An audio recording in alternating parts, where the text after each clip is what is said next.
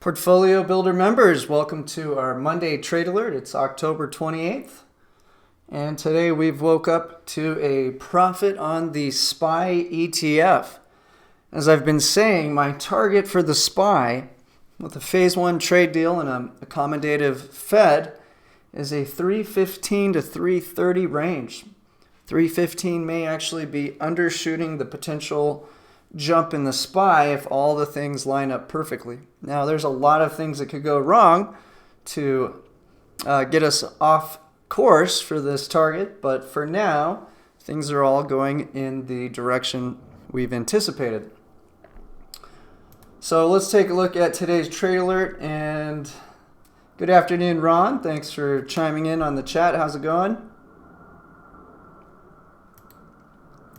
I'll start off by reviewing today's trade alert, look at our other portfolio positions. Hey, Ernest, how's it going? And then we'll look at the key news I've collected over the weekend.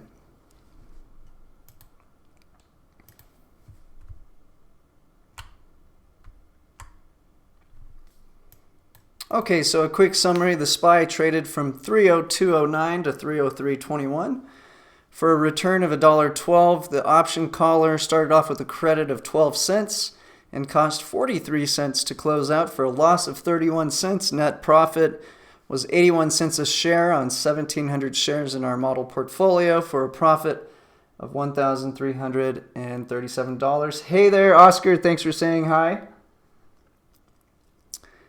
So the key macro events that have been coming out. Trump was out this morning. He's been making market predictions now, and this is causing a lot of hysteria as there's been some very cleverly timed trades revolving around some surprises in trade announcements over the last few months. But he predicted markets would go up today before the market opened, and sure enough, we broke into all-time highs. This caused bond yields to rise and bond prices to drop. So we're still at basically a flat return overall in the portfolio from Friday through today, down 0.1% because of the TLT. Now, the good news is our TLT is below our put option, so we're in a great situation to carefully generate profits on the equity side of our portfolio, and we have 100% of the potential protection in the TLT with the maximum loss already in our portfolio on the TLT side. So it makes it very safe for us to continue being bullish in equities as we drift higher and higher into new territory for the S&P 500. Wednesday, there's a lot of different economic data coming out this week. The most important by far is the FOMC meeting Wednesday, where we're expecting a 25 basis point cut and potentially an announcement of $300 to $500 billion bailout to the banks, which they're saying is not QE, to ease the repo madness, money market, lack of liquidity. Now, it may need to be more than that, but this is what I'm expecting. Perhaps at this meeting or December 11th is the next meeting. If you listen to Steve Bannon, he is quite concerned with an impeachment vote. He's actually expecting it to be sent through the House before Thanksgiving and to the Senate before Christmas. And there was a recent bill last week criticizing the way the Democrats were going about this impeachment inquiry. And 4 Republicans did not sign it, including Mitt Romney and 3 others. So this is signaling that there's perhaps 3 Republicans that might flip on Trump if it did go to the Senate. And we've seen 1 Democrat flip on its party, Tulsi Gabbard. So they would need 13 Republicans to flip to be able to impeach Trump. So that's one of the key risks I'm now following, on top of earnings and a host of other things that could go wrong. More importantly is the trade deal. So China has an important meeting with all of its top communist leaders this week. And so we're trying to figure out what is happening with the trade deal. Trump just said this morning it's actually ahead of schedule and could potentially be signed before the November 15th date where they would be meeting in Chile. So we'll take a closer look at that. As you can see, our return is at negative 0.4% for the month, and that's primarily from this big sell-off in bonds.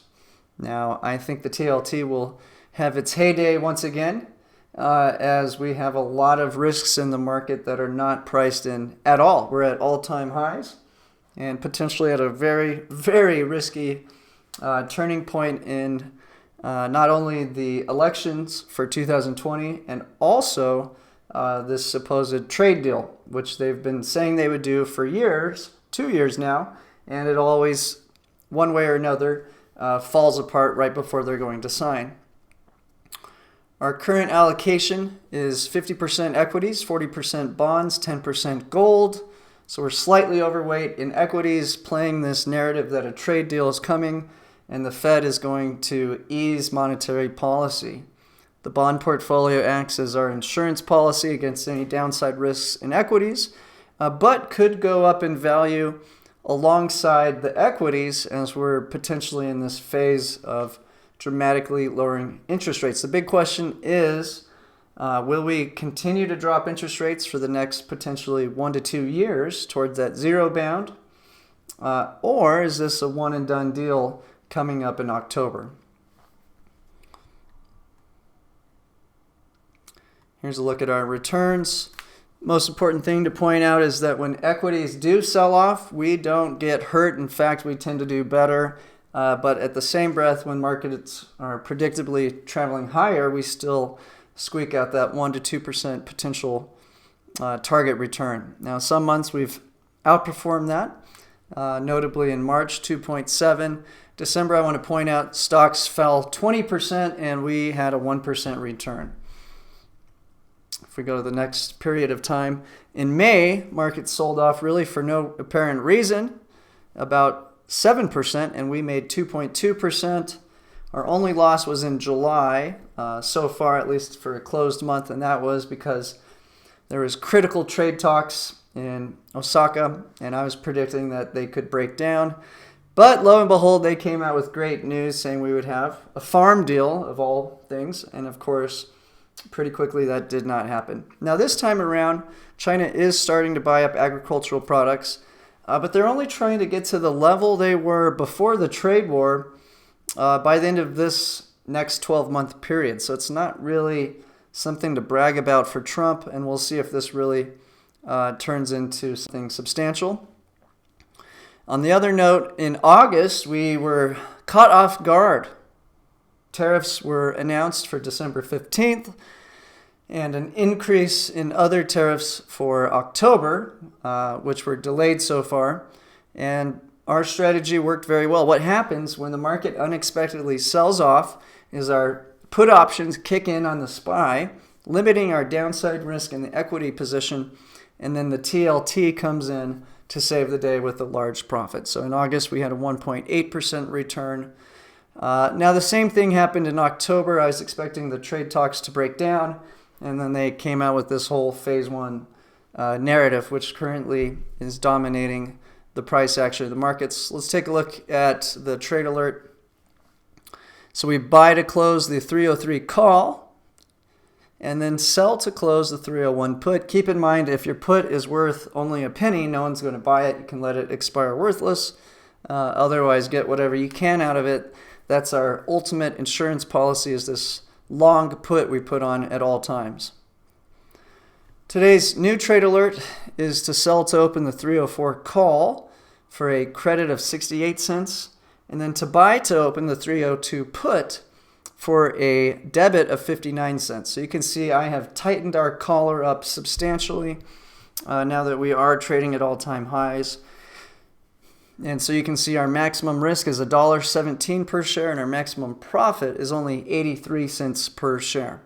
So during this period of potentially getting a phase one deal, we'll be playing it very safe, and I'd like to see that TLT deliver some serious profits in the next 30 days if we get some volatility. Now, if the market just keeps traveling higher with no pullbacks, then fine, we will squeak out these nice tight collars where we have very limited downside risk, but can enjoy some of the upside gains. So that's a review of this. Let's take a look at the Thursday trade alert. I do want to point out that the TLT is below 138, which is, from our point of view, good, because now we can hit a maximum profit on the TLT all the way up to 143 and still have the confidence to be long equities with our prediction that if the narrative holds true and there's no major shocks to the market, which could be numerous, different potential risks in the market, well, the TLT is now at its maximum loss from the previous trade and can't cause any more losses to our portfolio. It can only deliver profits if anything at all goes wrong in this bullish narrative that we're currently looking at. Our Tuesday, 137 is actually the put option price. I apologize for that. The previous trailer was 138. Meanwhile, our Tuesday trade on emerging markets is doing very well. Today it was substantially higher, close to the 43.50 call we sold. So we're about to hit the maximum potential profit on our emerging markets play as well. Okay, so that's a wrap up of the most recent trades. What I'm going to do now is a quick little overview of our program and then jump into the topical tweets and charts and graphs I've collected over the last 72 hours through the weekend.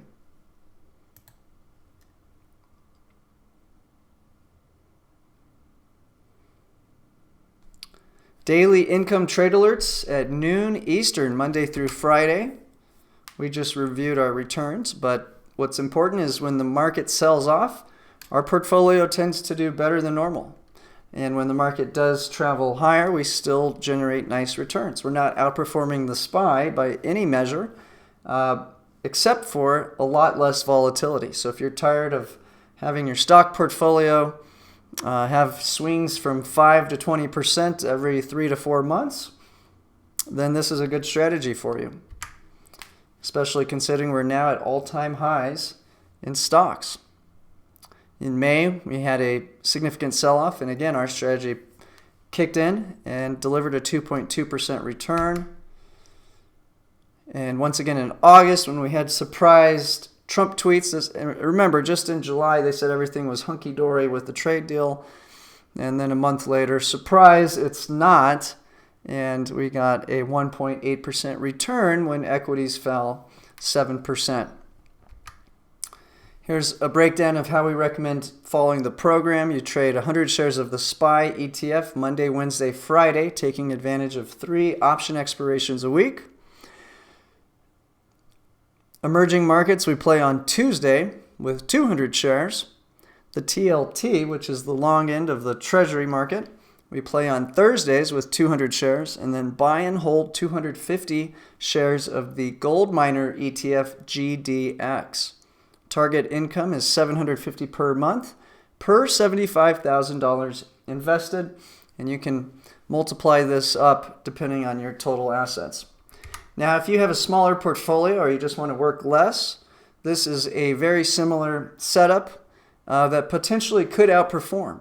It will have potentially more volatility, though, because we're playing the emerging markets instead of the SPY. So this would have 400 shares on Tuesday to trade weekly with EEM, and then 100 shares of the TLT on Thursday. So this still accomplishes the same allocation per equities, bonds, and gold, but only costs $35,000 to build. Our simple 4 ETF portfolio is extremely diversified, over 1,500 companies just between the SPY and the EEM. GDX has about 55 companies in it. So even though it seems like a very simple portfolio, it's actually a very sophisticated, complex index that's built and automatically rebalanced for you by these different ETF products. And it's all you'll need for your retirement. Our goal is to generate income and safety, not growth or speculation. So as you can note, anytime we have a critical trade talk, I'm willing to protect against downside risk versus being hopeful and trying to speculate that something productive will come. And we got to look at the history here.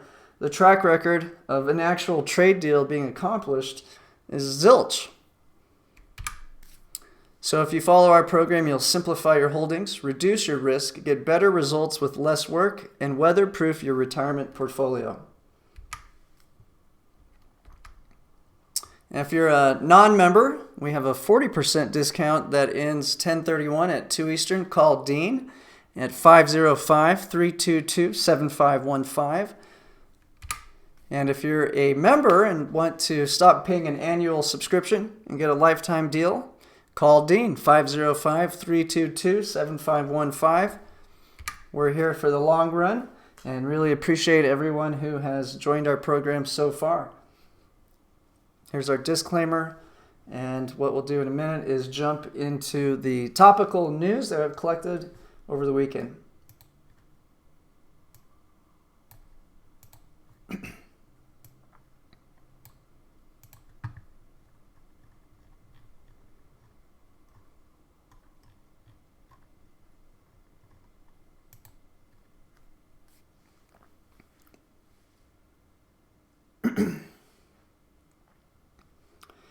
Here's a look at the SPY ETF, now trading at all-time highs.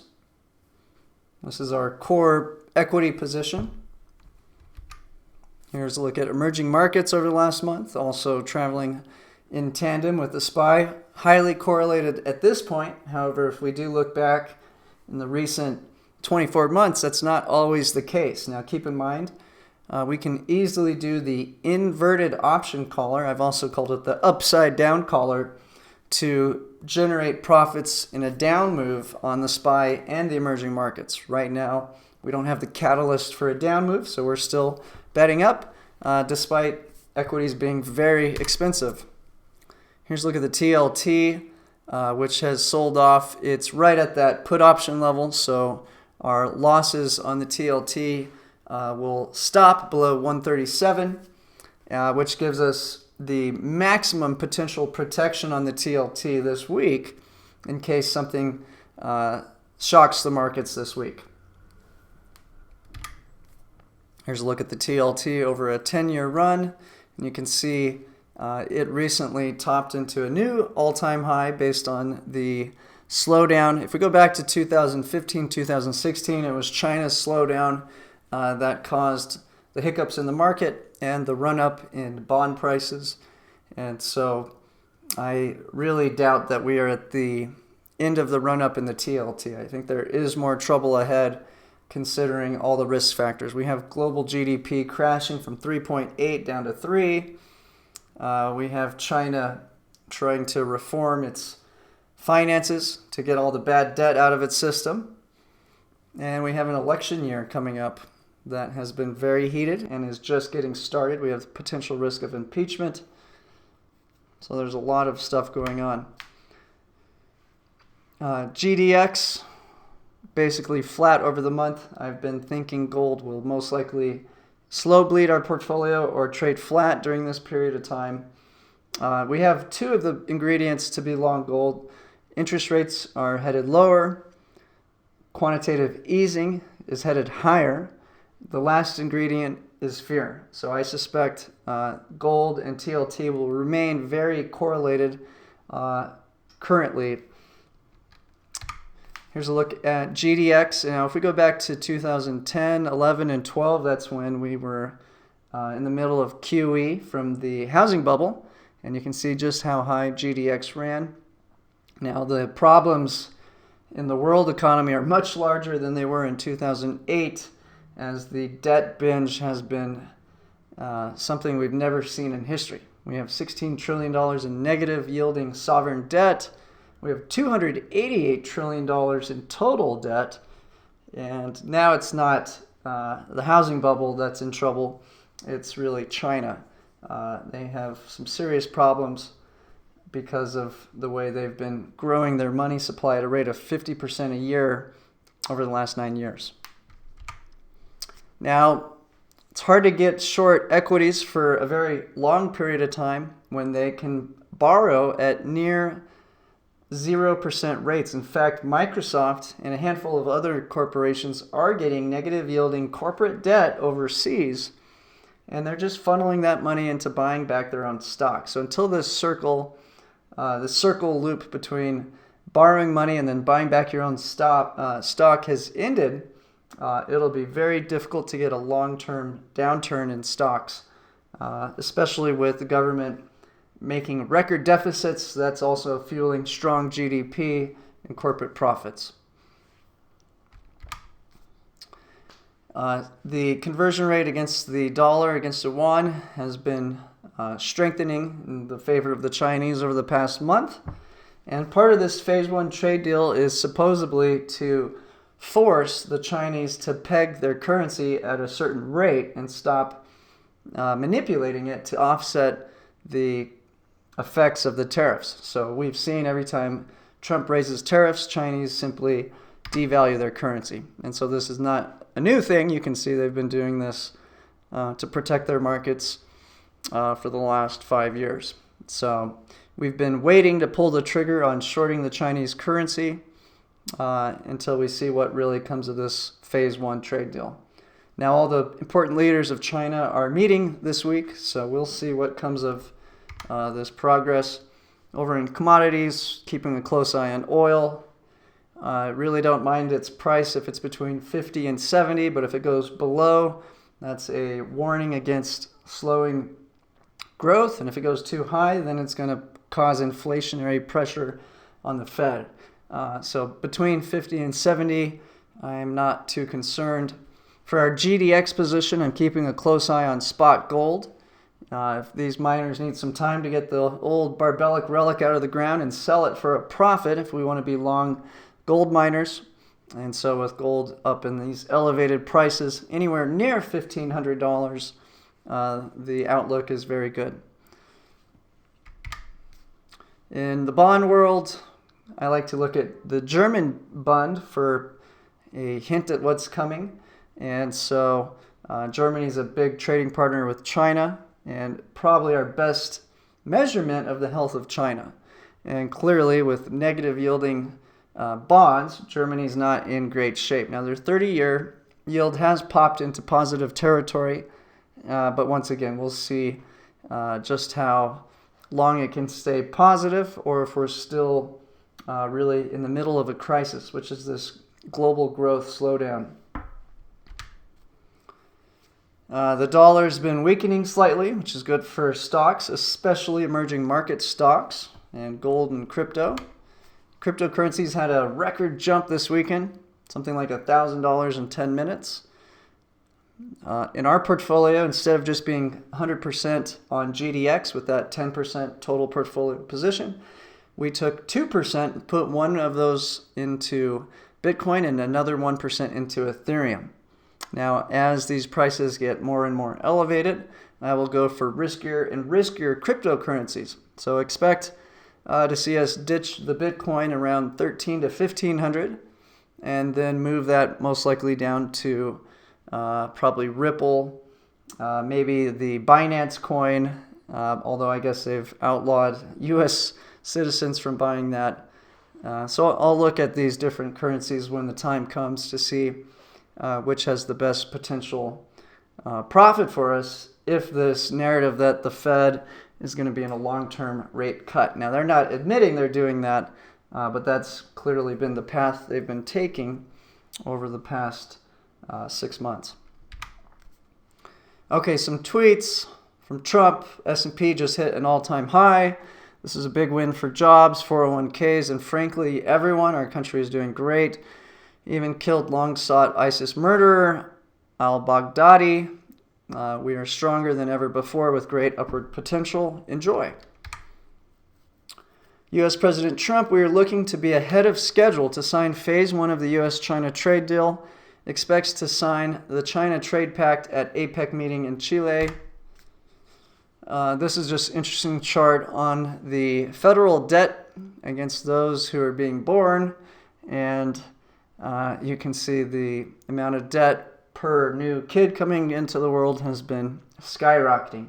So that's the big problem. We have major bubble in corporate debt and sovereign debt around the world. And at some point, the bond bubble is likely to pop. The question is, when will these central banks pop it? And they can pop it very quickly by ending QE and raising interest rates. Now, if you've been following my boot camp content, I've been previewing to our paid group in the advisory. The inflation's what usually gets them to actually raise rates. Either that or they think the economy is so strong that they can afford to increase rates without crashing markets. And I don't think they're in a situation where they feel that's the case right now, so I suspect they will continue to print and lower rates as long as they can until we get either to the zero bound on the rates or inflation just gets out of control. Interesting stat that, and I've been looking at a lot of the problems in China, as I do think that's the next big Lehman moment, is that the Chinese markets really slow down and it affects global markets, which we saw in 2015 and 16. They fixed that by a huge injection of credit into their system in this big old Belt and Road Initiative, which will spend trillions of dollars, keep China's huge population busy building, and keep their GDP numbers up. We got to remember their GDP numbers have been crashing, even by their own account, from something like 30% a decade ago to 14% 5 years ago to 6% today. This Friday, someone put a huge bet, not a huge bet, but a $500,000 bet on a super out of the money, I think it was around the $70 strike on the VIX, predicting a crash. Most likely just hedging a huge equity portfolio. So interesting to see that. Anytime we see unusual buys on the VIX, it's good to note, as there's really something like $2 trillion of capital that does nothing but shorts the VIX and tries to suppress it. This is funny. No one wants your 2 cents. Elizabeth Warren. Pass a 2-cent ultra-millionaire tax, provide universal child care and pre-K, cancel student debt for 42 million Americans, and break up big banks and big tech. That's her plan. She is going to win a lot of votes with this agenda, just not the vote of the corporate world. So I think the Democrats are in a very odd situation. They've got their guy, Joe Biden, under a lot of heat because of his dealings in Ukraine and China. And seems like he's still trying, but I think he's pretty much done. So now the question is, will Elizabeth Warren come out as the Democratic nominee? And if so, will any big money support her? Bitcoin tags 10.5K in the 4th largest gain in history. Again, same idea with gold. We want to have 3 magic factors to be along these sorts of assets, as they don't generate income, they're not businesses, they're really just something that's come to life because of poor monetary policy and governments creating too much debt. Chinese Vice Premier Liu He says the U.S. Treasury Secretary Steven Mnuchin and Trade Representative Robert Lighthizer had a phone call Friday. The two sides agreed to properly resolve core concerns. They confirmed the technical consultations on some tax were largely completed. Auto loans on the subprime borrowers are getting back towards 2008 levels. There's something like $1 trillion in car loans out there now, and the auto industry is definitely slowing down worldwide, signaling that growth is definitely slowing down. Another tweet from Warren: our students shouldn't have to worry about where they'll get their next meal. Under my public school plan, we'll cancel student breakfast and lunch debt and provide free and nutritious school meals to our kids. She might just give Trump a run for her money. Millennial socialisms and capitalism aren't competing ideologies. People want more distribution and populism, not an end to private enterprise. For the most part, they don't want government-run businesses, healthcare being a notable example. until they actually experience it. And so we can see each sector that the government has come in and guaranteed to the banks, we've seen massive inflation. So mainly real estate, medical, and college are the primary examples where the cost of these have grown at substantial rates, over 10% a year, whereas everything else has low inflation. I think the battle lines are, this is from Real Vision CEO, I can't remember his name. He's been long bonds and gold with his Real Vision advisory for quite some time, but he's expressed quite some confusion this year when the TLT bubble popped recently. I think the battle lines are being drawn between the Jay Powell mid-cycle adjustment, which is what he's said, believers, and that the rates are going to zero fans. The next 4 weeks are probably crucial. If the economic evidence is that the CEO survey is right, then the Fed are behind the curve. And so we can see CEO confidence is at all-time lows while the consumer's at all-time highs. They don't show that in this graph, but quite often when those two get completely out of alignment, there has been trouble in the markets. And so you can see last time we got this low in CEO confidence was in 2015 when we had the last China slowdown, and then 2008. Now we can clearly see what their concerns are, and it's primarily the trade deal. So if this trade deal is resolved, or at least just not aggravated, that number could quickly go up. And bonds are selling off all around the world, including China. This reminds me a lot of what happened in 2018 for U.S. markets. We were traveling up all year until the yields got too high, and it's just too hard to turn down a almost guaranteed profit from a treasury than bet on equities. And that's when we got that 3-month sell-off in the Christmas massacre, and the Fed went from being hawkish and autopilot rate hikes and quantitative tightening to the Powell pivot in February, followed by a rate cut, 2 rate cuts now, and potentially a third on Wednesday. And the futures market's starting to bet that we can hit 20K on Bitcoin, jumping from a 4% to 10% chance in the last several days. China has a chance to kickstart its economic reforms, but will Xi Jinping push ahead at a key meeting? So that will be interesting. Will they join the bandwagon of loosening monetary policy, or will they try to tighten up financial conditions and get rid of all the misallocated capital that's hiding in all these shadow banks?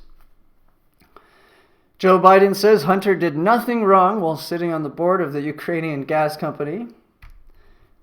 This scandal, I think, will cause a lot of ripples in the market all on its own in the next 12 months leading up to the election. Goldman Sachs, today's inventory data was weaker than our previous assumption. We've lowered our Q3 GDP tracking estimate by 0.2 to 1.4. We now have mass public unrest in France, Spain, Algeria, Iraq, Lebanon, Egypt, Hong Kong, Venezuela, Chile, Ecuador, and Bolivia. What's going on? I think the simple explanation of why we have so much unrest is that we've seen the central banks pump money into all these smaller banks that loan the money out, and the effect has been dramatic increases in housing, medical, and college costs at a rate that's much faster than the growth of their income. So this is causing a lot of stress on your average Joe around the world that he can't afford his bills. So while we've got the Fed saying inflation's at all-time lows, 1.7 was the most recent print, the catch is they have been adjusting the measurement of CPI to slowly make those 3 sectors, which again have been supported by the government, guaranteed by the government to the banks, that they've been making those less important for the CPI reading, which lets the Fed continue this madness But if we do look at where inflation is at currently based on the metrics they used just 30 years ago, the federal funds rate should be around 5 to 6%. And if you go back to 1980s measurement, then the federal's fund rate should already be around 11 to 12%. So they're clearly allowing this bubble to expand until they just can't. And they're running out of ammo. Once they get to zero, the next step is massive QE. And after that, then we would most likely start to see inflation perk its way up. Meanwhile, TikTok's owner, huge company in China, if you haven't heard about it, it's something like Instagram and Snapchat mixed together, two US companies. Kids here love it. It's a global product, but the kind of content created on it is not anything like what China's censorship permits. And so at 4 a.m., apparently the owner of this company in China was contacted by the officials, and they're not happy with the way the company's operating. They don't like the ads being ran. They don't like the content being created. It's basically an app where kids can create funny little video clips where they're dancing and doing all sorts of crazy things and sharing it with their friends. Probably the only major competitor to Facebook.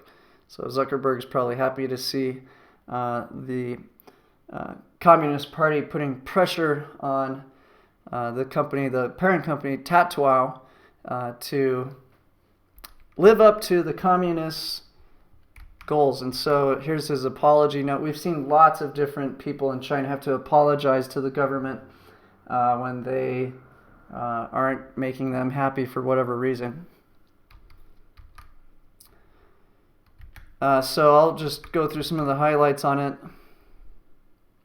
Taobao will shut down once and for all its Nihon Dunzi app and its public accounts. Our product took the wrong path, and content appeared that was incommensurate with socialist core values, that did not properly implement public opinion guidance, and I am personally responsible for the punishments we have received as a result.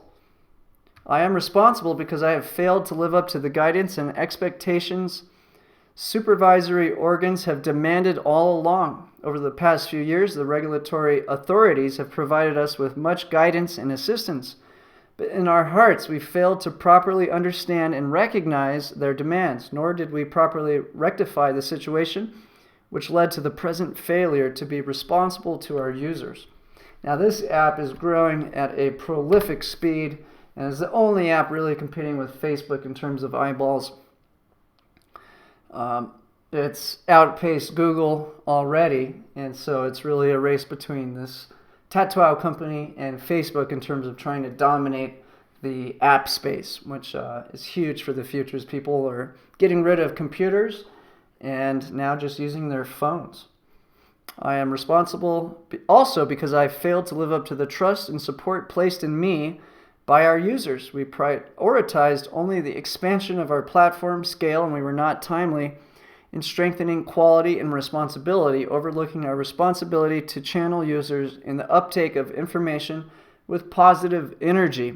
We were insufficiently attentive, and in our thinking placed insufficient emphasis on our corporate social responsibility to promote positive energy. As a startup company developing rapidly in the wake of the 18th National Congress of the Chinese Communist Party, we profoundly understand that our rapid development was an opportunity afforded by us this great era. I think the historic opportunity of economic reform and opening, and I think the support of the government has given for the development of the technology industry. What's also interesting is these corporate successes in China. Once they get super big, extremely big, they basically have to hand over the keys to the Chinese Communist Party. And so we saw this with Alibaba. Huawei, the CEO owns something like 0.25%. I profoundly reflect on the fact that a deep level cause of recent problems in my company is a weak understanding and implementation of the four consciousness of Xi Jinping, deficiencies in education on the socialist core values. And you got to give me a break. The kids getting on this are running around, dancing, poking their waists around, just super American values are being pushed through this app. So I can see why they don't like it. Deficiencies in education on the socialist core values, the deviation from public opinion guidance. All along, we have placed excessive emphasis on the role of technology, and we have not acknowledged that technology must be led by socialist core value system, broadcasting positive energy, suiting the demands of the era, and respecting common convention. And so it goes on and on. They're going to add more reviewers and start censoring the content running through the app.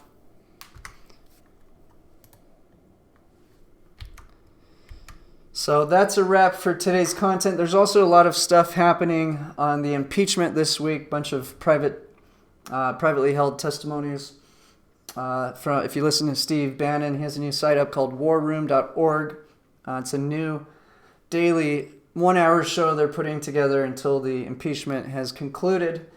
He's very concerned that there's a co-op underway, and he's expecting that before Thanksgiving, the House will vote on impeachment, and then it will be in the Senate by Christmas. He's carefully looking at different bills that are being passed, who's signing it, who's not, trying to get a count for who may turn against Trump or on both parties. So, exciting time to be alive. I want to thank everybody for joining us live today. And tomorrow we will close out our Tuesday position on emerging markets. Wednesday we have our paid webinar. Thursday's our free webinar. And the time now is going to be at 2 p.m. Eastern. So I've been starting an hour early on accident. So I apologize for that, but we will start at the proper time this week. Wednesday and Thursday are the 2 webinar spots. And that's a wrap. Thank you guys so much.